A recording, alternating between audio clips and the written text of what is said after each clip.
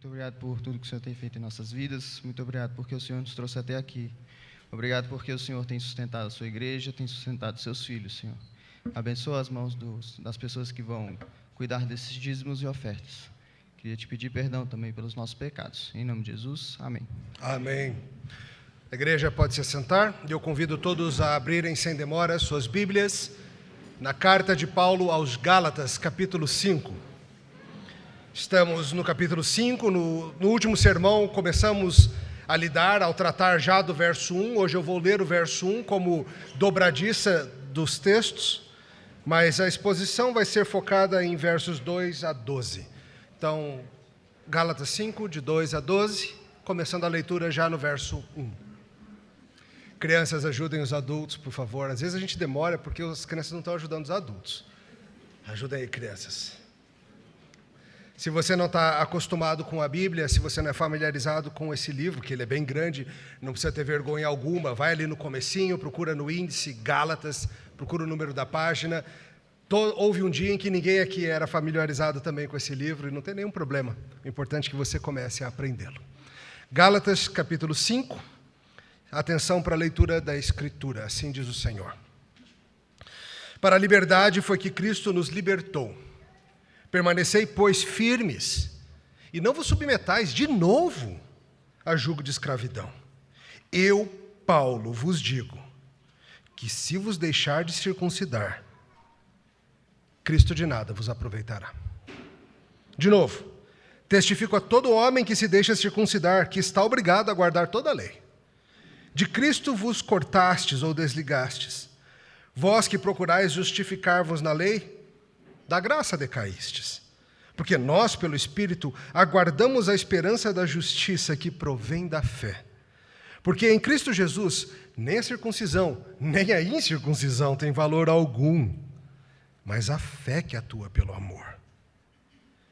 Vós corrieis bem. Quem vos impediu de continuar a desobedecer à verdade? Essa persuasão não vem daquele que vos chama. Um pouco de fermento leveda toda a massa. Confio de vós no Senhor, que não alimentareis nenhum outro sentimento. Mas aquele que vos perturba, seja ele quem for, sofrerá condenação. Eu, porém, irmão, se ainda prego a circuncisão, por que continuo sendo perseguido? Logo está desfeito o escândalo da cruz.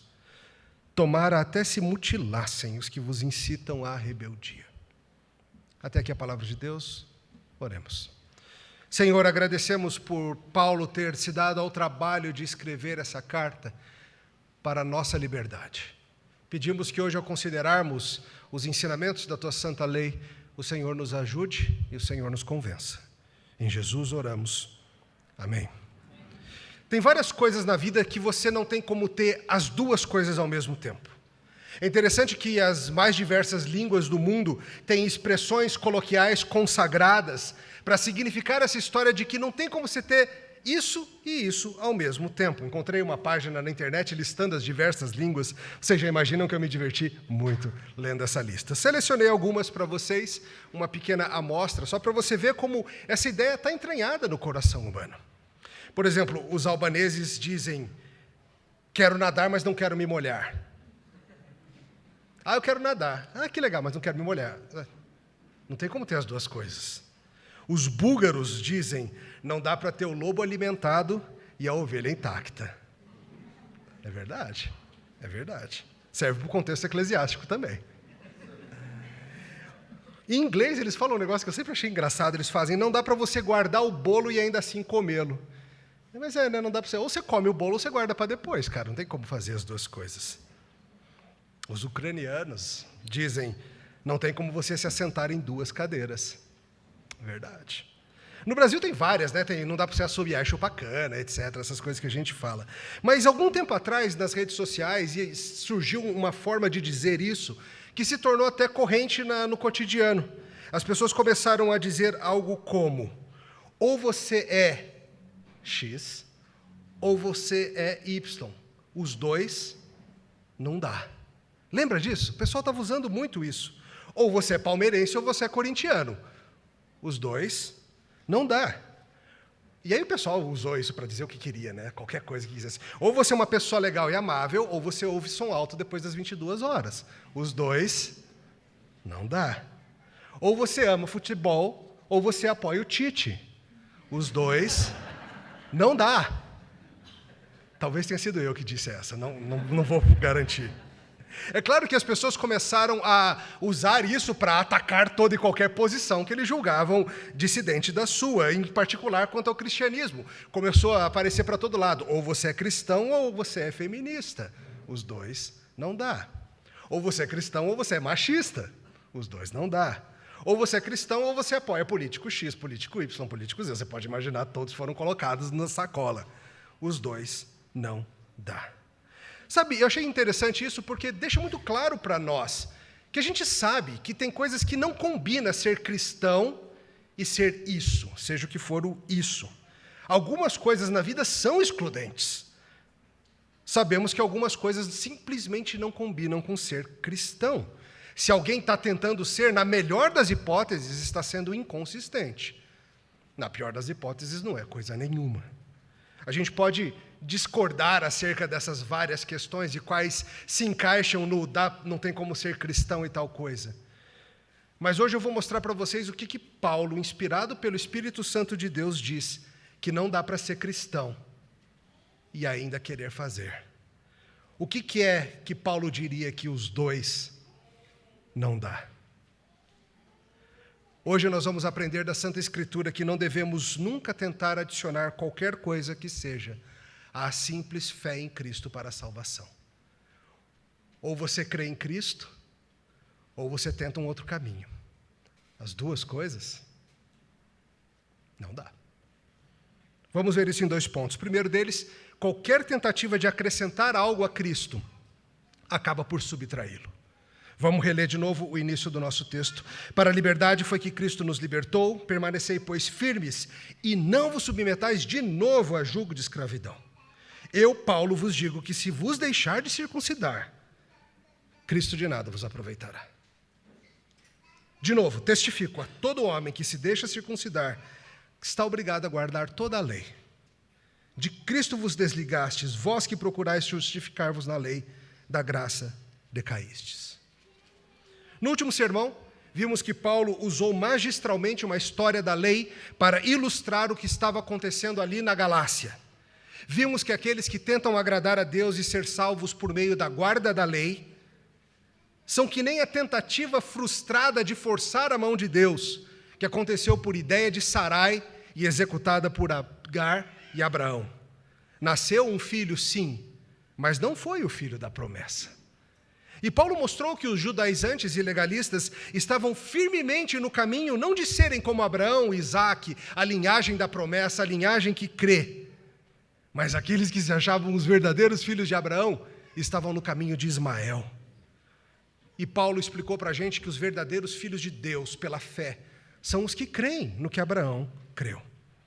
Muito importante isso, pois não é apenas que tentar agradar a Deus pela guarda da lei seja inútil. Não é só que é inútil, é algo ativamente ruim. Não é cristianismo avançado, não é ser um crente mais espiritual, não é ser maduro na fé. Tentar agradar a Deus, tentar ser salvo por meio de qualquer coisa que não seja Jesus, é ser de um outro grupo, que não os cristãos. Não dá para querer agradar a Deus por meio de Jesus e por meio das obras. Os dois, não dá.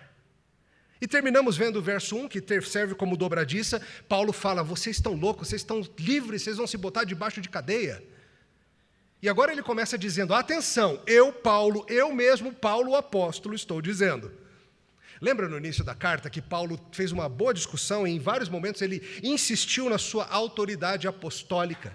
Ele insistiu que o evangelho que ele tinha não foi inventado por ele, não foi aprendido de homens, foi aprendido do próprio Senhor Jesus Cristo. E agora ele, que aprendeu o evangelho do próprio Senhor Jesus Cristo, tem algo muito sério a dizer. Ele traz uma autoridade dada pelo próprio Salvador Jesus e ele fala para aquela turma, não se circuncidem. Essa era a questão em foco na situação, a circuncisão. Algo que inicialmente em Gênesis havia sido dado por Deus como um símbolo maravilhoso, um símbolo do pertencimento ao pacto, nós lemos isso hoje mais cedo. Mas algo que era para ser um símbolo do que Deus faz por nós, estava sendo forçado para se tornar um símbolo do que nós fazemos por Deus, de como nós nos tornamos aceitáveis. Algo que havia sido originalmente bom, um sinal dado por Deus, estava sendo tratado como uma obra que o ser humano faz para agradar a Deus e se tornar aceitável. E Paulo fala, não entrem nessa. Não entrem nessa. Veja, por favor, não entenda, não é uma proibição universal do aspecto médico da coisa, de maneira nenhuma, não acho isso. Mas era a questão teológica que estava em jogo. Porque aqueles homens estavam tratando isso como necessário para a salvação e dizendo para os gentios que o gentio que não fizesse isso não era de Deus, não era de Jesus, não era salvo. E Paulo viu o tamanho do problema que seria isso. Porque Paulo sabia muito bem que não dá para ter Jesus e algo mais.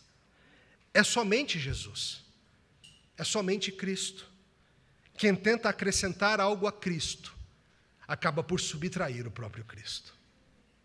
Quem tenta acrescentar algo a Cristo acaba por subtrair o próprio Cristo. Crianças, vocês que estão aprendendo matemática, né? Imagina uma conta maluca. Eu sei que vocês já devem ter aprendido adição, subtração. Agora imagina uma conta meio louca que você faz uma adição e ela tira alguma coisa. Não faz nem sentido, né? Pede para sua mãe, seu pai tentar te explicar isso. Eu não sei como seria isso. Mas Paulo está dizendo que não é indiferente.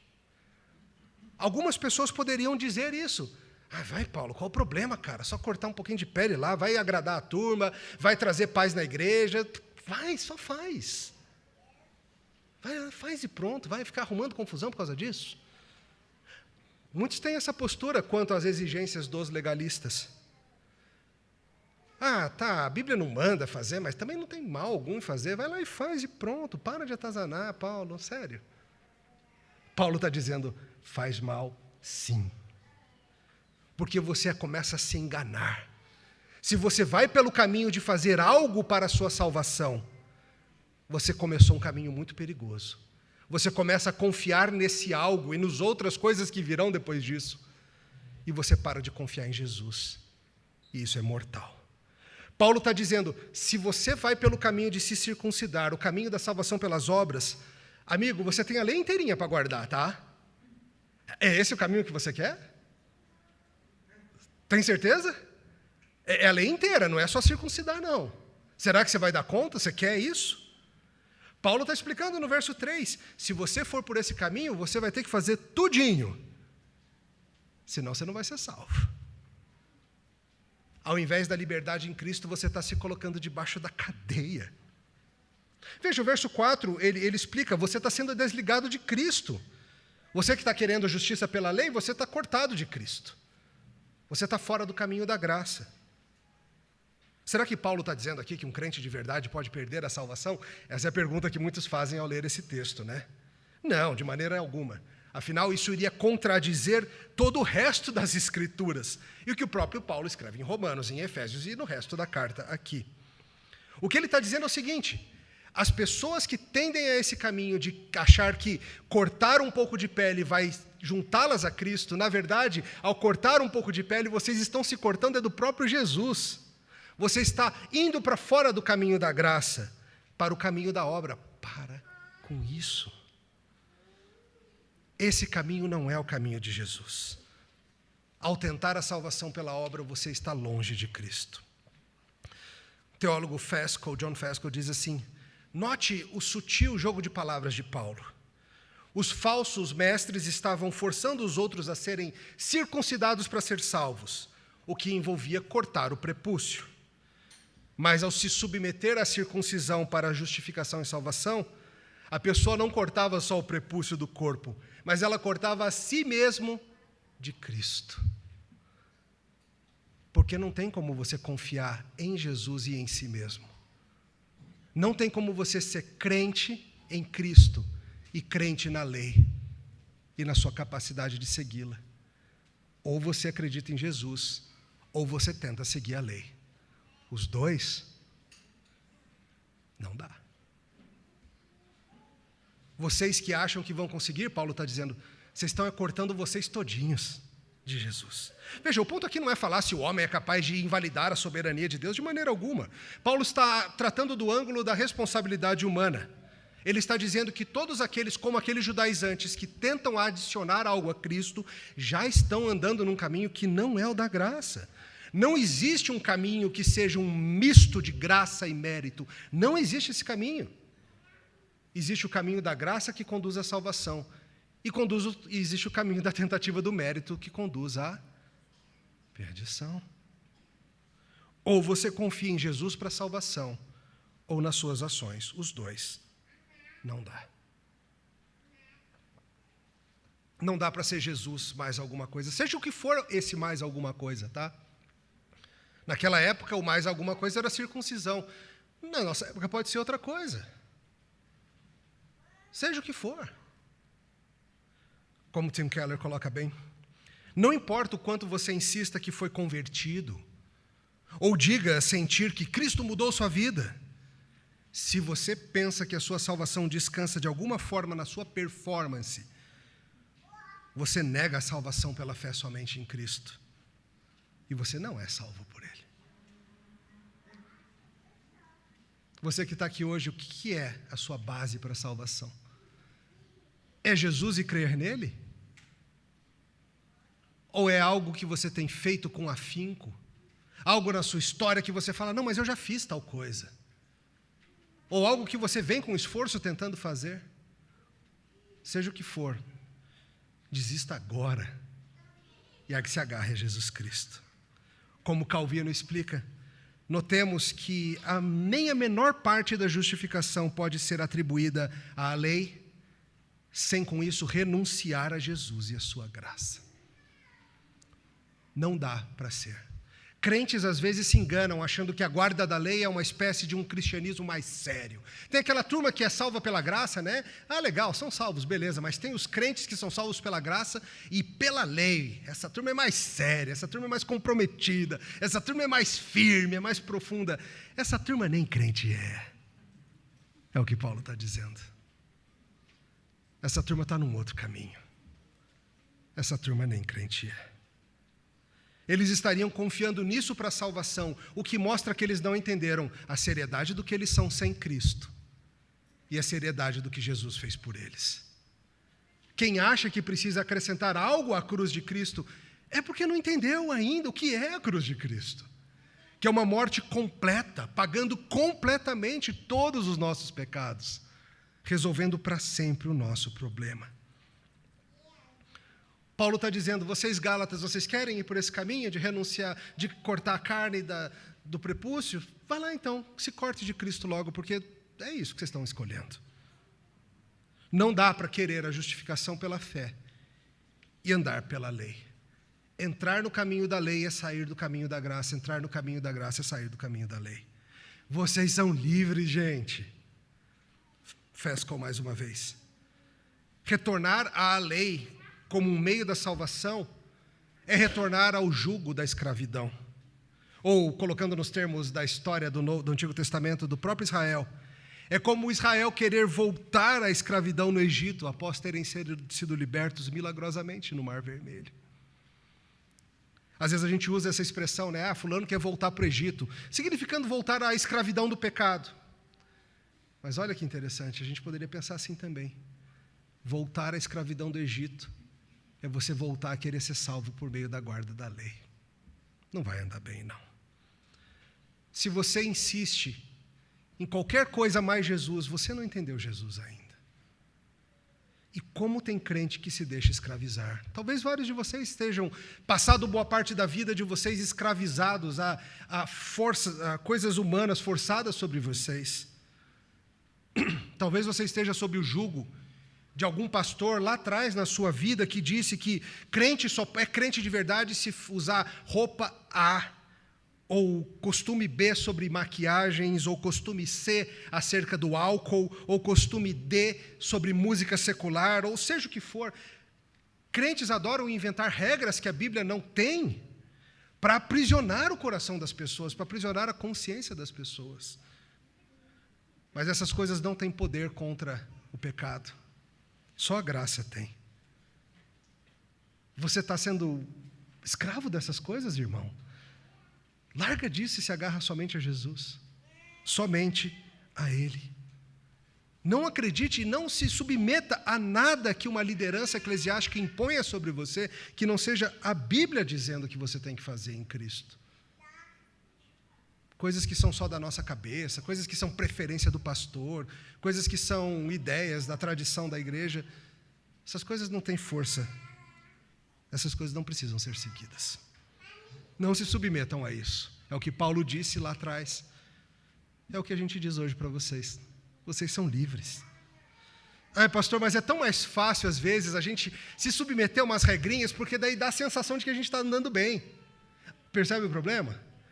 Quando você começa a achar que o seu performance, de alguma maneira, é o que está te mantendo firme com Deus, você está num caminho ruim, irmão. Volta para o caminho da graça do Senhor. Aquilo que a Bíblia exige de você, ótimo, siga. Aquilo que pastor Emílio exige de você, que não é da Bíblia, segue não, tá? Segue não. Essa é a primeira verdade. Quando você tenta acrescentar algo a Cristo, você acaba por subtrair o próprio Cristo. Não dá para ficar as duas coisas ao mesmo tempo. E a segunda coisa diz respeito ao nosso coração e a atenção para não sermos levados nesse rumo. Devemos cuidar para que nosso coração não comece a dar espaço à justiça própria, porque se começar, ele vai longe. Olha como Paulo segue a partir do verso 5. Porque nós, pelo Espírito, aguardamos a esperança da justiça que provém da fé.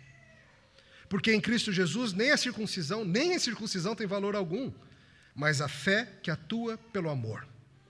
Vós corrieis bem. Quem vos impediu de continuar a desobedecer a verdade? Esta persuasão não vem daquele que vos chama. Um pouco de fermento leveda toda a massa. Confio de vós no Senhor, que não alimentareis nenhum outro sentimento, mas aquele que vos perturba, seja ele quem for, sofrerá condenação. Eu, porém, irmãos, se ainda prego a circuncisão, por que continuo sendo perseguido? Logo está desfeito o escândalo da cruz. Tomara até se mutilassem os que vos incitam à rebeldia. Paulo volta no verso 5 a dizer da nossa expectativa. Sabe, às vezes o legalismo, ele pode ser movido por um desejo por santidade, eu entendo isso. Muitas vezes o que impulsiona o coração do crente ao legalismo é um desejo de servir melhor a Deus. Mas Paulo está explicando que essa não é a forma. Nós aguardamos sim uma santidade, uma justiça maior. Nós aguardamos um crescimento, nós seremos transformados. Mas não é pela nossa ação, é pela ação do Espírito. É o Espírito que age em nós e que vai nos fazendo crescer. Se você está confiando na carne, você não está confiando em Deus, naquilo que nos foi dado. O verso 5 nos chama a atenção a uma bendita esperança daqueles que já têm a justiça de Jesus em seu favor. Se antes ele falou do lado humano, aqui ele mostra o lado divino. Se antes a gente olha e recebemos a Cristo pela fé, agora ele mostra o que é dado é pelo Espírito. Deus já está cuidando de vocês. Deus já está fazendo vocês serem o que Ele deseja que vocês sejam. É o Espírito que vai preservar vocês do caminho da salvação. Não vocês ficarem cortando pedaços. É o Espírito de Deus. E essa bendita esperança. Agora entenda o que ele quer dizer por esperança. Esperança, nesse termo bíblico, não é uma esperança que nem a gente fala no contexto brasileiro, né? Ontem fui nadar no lago da cidade aí com a Dedé. A gente foi lá no lago, foi super legal, estava uma delícia, a água estava perfeita. E um dos dois falou para o outro, será que tem jacaré aqui onde a gente está? E o outro falou, espero que não. Não é esse tipo de espero, tomara que. O pastor José Bernardo, amigo, deu um exemplo que eu achei ótimo. Ele disse o seguinte, imagina que você chega na parada de ônibus e você sabe que todo dia, às 11 horas, sai o ônibus que você pega, o seu. Aí você chega às 10h45, mas ele não está lá. Você tem todo o direito, esperança, expectativa de que já ele chega, certo? Você que chegou um pouquinho mais cedo. Essa é uma esperança legítima que faz sentido baseado em algo. O que você não tem muito direito é de chegar às 11h30 e ele não está lá. E você olhar, espero que ele tenha se atrasado. A esperança bíblica não é essa, do espero que ele tenha se atrasado. Tomara que dê certo. A esperança bíblica é de quem tem total confiança no que Deus disse que vai acontecer. O Senhor disse, você vai ser transformado cada vez mais. O Senhor disse, meu Espírito não vai desistir de você, vai agir em você e te fazer crescer. Minha palavra vai operar em você. Aquele que começou a boa obra vai completar. Essa é a esperança que você tem, crente. Você não precisa correr para tentativas humanas de, quem sabe, complementar o que você acha que o Espírito não está fazendo. O alerta de Paulo é muito sério, é muito importante para todos nós. Se é por Jesus, não tem nem circuncisão nem incircuncisão. Aliás, é interessante que ele coloque as duas coisas. Porque não há vantagem em se circuncidar, mas o outro lado também é verdade. Não há vantagem em falar assim, não, aquela turma lá que se submete à lei, eu não, eu aqui, incircunciso. Não, amigo, não é isso. Não é nem o fazer a lei, nem o deixar de fazer a lei. É agarrar Jesus. Não é agarrar-se às práticas, às exigências da lei do Antigo Testamento e nem falar, eu sou salvo porque eu não sigo a lei. Também não. Não é o ser religioso ou o não ser religioso que te salva. O que te salva é Jesus. E como que a gente fica então? Paulo olha para aquela turma com um lamento, mas com uma santa esperança também. O lamento, ele diz, vocês estavam correndo tão bem. Vocês estavam indo bem. Paulo muitas vezes usa metáforas esportivas nas suas cartas, é por isso que eu uso também, é inspiração paulina, meu herói. Crianças, vocês já viram corridas na televisão? Já deve ter visto, já deve ter participado, ou então às vezes quando você está vindo para a igreja, você passa ali a ponte JK, está cheio de gente correndo, né? Você fala assim, que tipo de ser humano faz isso a essa hora da manhã no domingo? A gente fica preocupado com a sanidade dessas pessoas, mas a gente vê, olha que legal, estão correndo. Agora, imagina, crianças, vocês estão aí correndo numa corrida e aí alguém chega e fala para você assim, ei, tem um atalho aqui, vem para cá. E você, mas a pista é aqui, ó. Todo mundo correndo aqui, a marcação, os cones, o pessoal dando aguinha. E o cara fala assim, não, tem um atalho aqui. Criança, você acha que você devia ir nesse atalho? Não, né? Tem algo estranho aí, não tem? Não vá nesse atalho, criança, segue na pista. Mas essa turma estava indo no atalho. Essa turma acreditou que precisava ir nesse atalho da circuncisão. E Paulo está falando, gente, vocês saíram do trilho. Vocês acham que vocês estão atalhando, tão nada. Você quer avançar na fé, você quer avançar em santidade? Essa turma fala algo que parece tão santo. Não tem atalho. Tem só um caminho, o de Cristo, que nos santifica pelo seu Espírito, palavra e sacramento. Ai, Paulo, mas é só uma circuncisão, vai, o que tem? Usando uma outra frase que caiu no gosto popular alguns anos atrás. Não é por 1 centímetro de pele, é pelo que ele representa. É pelo desejo de agradar a Deus por nossas obras. E Paulo diz, você que está nesse caminho, essa persuasão não veio de Jesus. Não é Jesus que está falando, vem para o atalho. Não é ele. E Paulo diz, um pouquinho de fermento vai fermentar toda a massa. Se você colocar esse fermentinho no seu bolo, ele não vai ficar ali, não.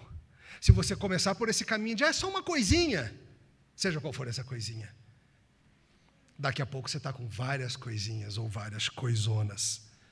Deixar um tiquinho de legalismo no teu coração, logo vai te fazer virar um grande legalista. O legalismo toma conta de tudo. Paulo está triste com isso, mas ao mesmo tempo Paulo confia no Senhor e ele sabe que eles ficarão bem. Ele fala, confio de vós no Senhor, que vocês não vão alimentar outro sentimento. Eu confio que o Senhor vai trazer vocês de volta. E é tão bom a gente poder descansar nisso quanto ao povo do Senhor. Embora atento, embora zeloso, embora alertando severamente, Paulo não confia em si mesmo para a salvação dos outros. Paulo não confia que a salvação dos Gálatas depende dele alertar.